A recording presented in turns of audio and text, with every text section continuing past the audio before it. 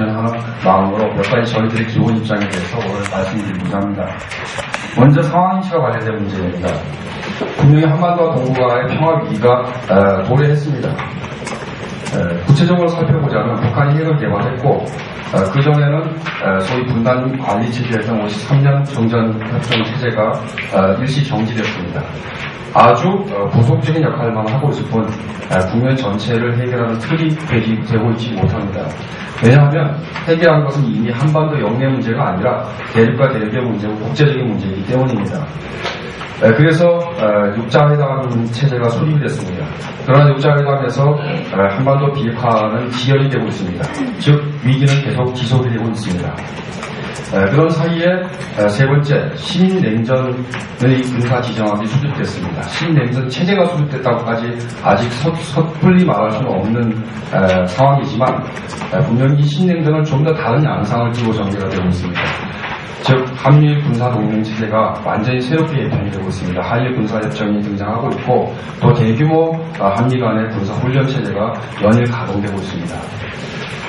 그리고 이 신냉전의 요인들이 뭔가를 살펴보면 단순히 북한 핵 문제뿐만 아니라 중국 포위론이나 중국 견제론들이 작동하고 있습니다. 따라서 우리가 더 유의미하게 봐야 될 것은 중국과 미국의 이 경제 지정학이라고 봅니다. 작년 2010년의 경우에 분명히 중국과 미국은 굉장히 경제적으로 큰 갈등과 대립이 있었습니다.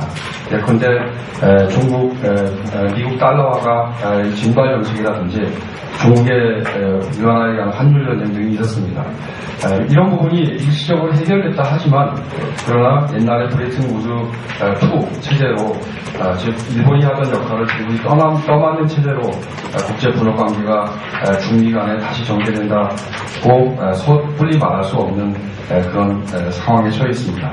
또 하나 우리가 유의미하게 봐야 될 것은 중미 간의 경제 지정학이 순조롭게 해결된다 하더라도 즉 동반자 관계가로 수립된다 하더라도 신냉전의 군사 지정학이 일단 수립되면 그것은 나름대로 독자적인 변수로 작동할 것이라는 겁니다.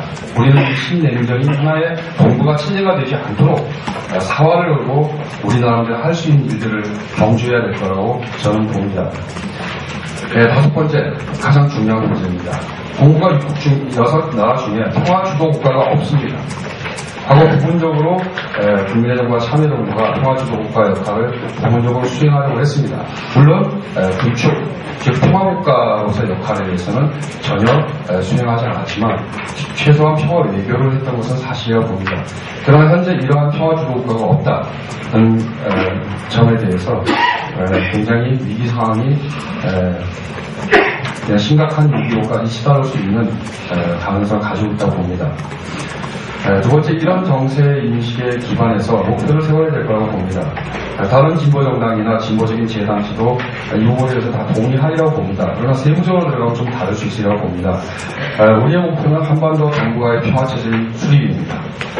첫 번째, 육자회담을 통해서 동북아 평화체제를 수립해야 됩니다. 즉, 이 문제에 대해서는 저희는 동북아 평화체제 없이 한반도 평화체제가 수립되지 않을 것이라는 전망을 가지고 있습니다. 이미 육자회담 자체가 동북아 영내 지역 문제가 됐습니다.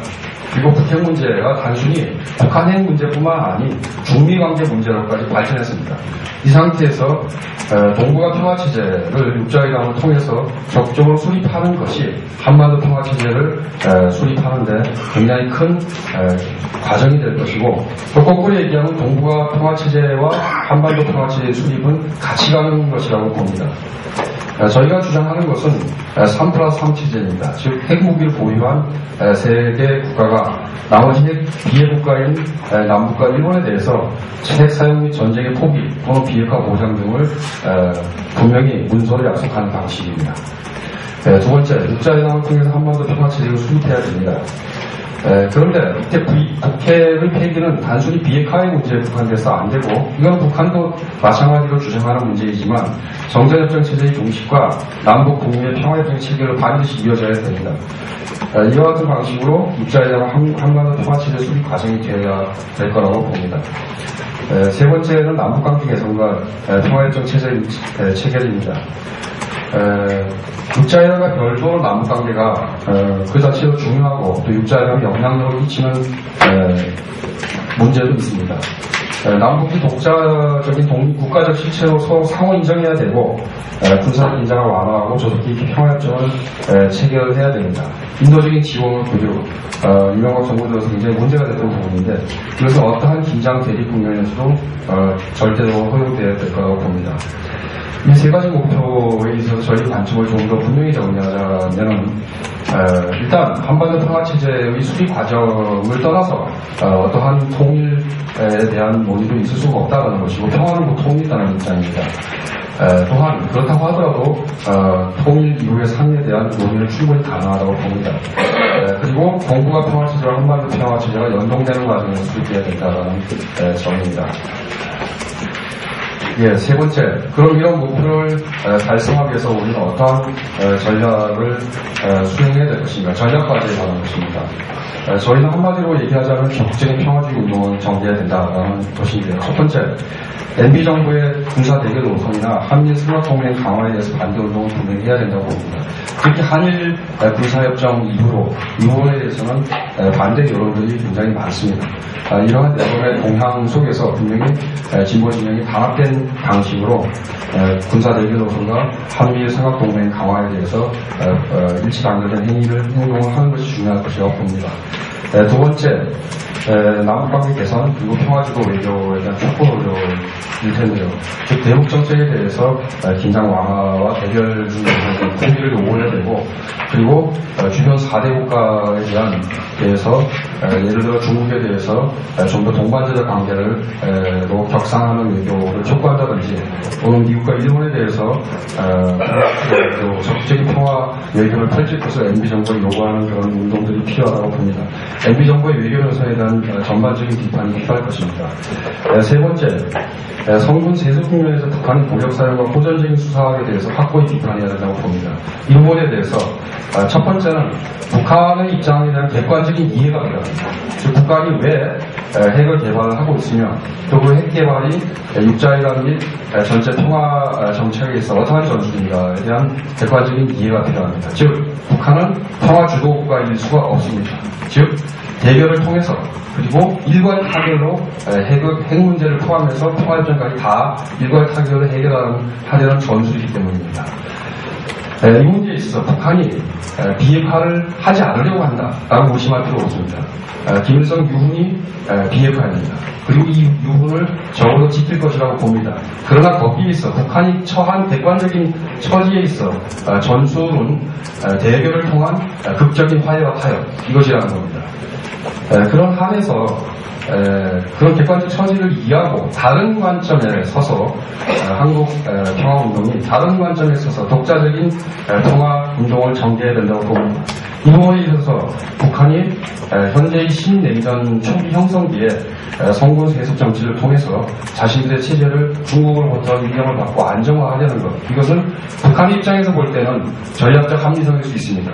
그러나 그런 방식으로 신냉전이 하나의 동북아의 체제 요소가 될 때 그것은 결코 유익한 방식이 아닐 겁니다.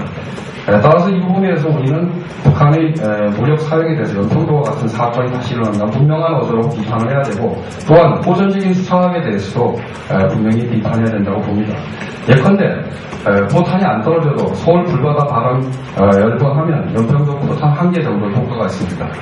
이러한 수사학이 한국 내부의 냉전 세력을 얼마나 부양해 왔는지 진보 진영은 지난 20년 동안 잘 알고 있기 때문입니다. 네 번째, 적극적인 평화운동 세력을 사회적으로 형성해야 됩니다.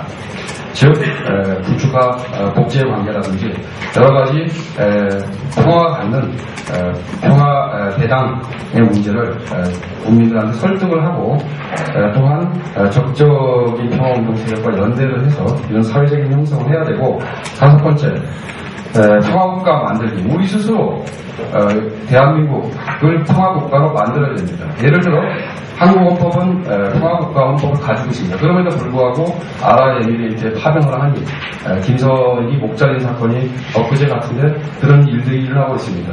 반드시 파병 규제법을 만들어서 해외 파병을 유엔의 결의 없는 해외 파병을 할 수 없도록 해야 되고 헌법에 부합되도록 해야 되고 그리고 헌법상의 영토조항, 북한과 한국에서 여러 가지 문제를 발생시킬 수 있는 영토조항에 대해서 재론해야 되고, 또한 사회복무제를 도입하고 과감한 군축을 하는 등 우리 스스로가 먼저 평화국가가 돼야 동북아 평화 시대를 수립할 수 있는 평화 주도 세력이 될 수 있을 것이라고 생각합니다. 이상 저희들의 입장을 간결하게 말씀드렸습니다. 감사합니다.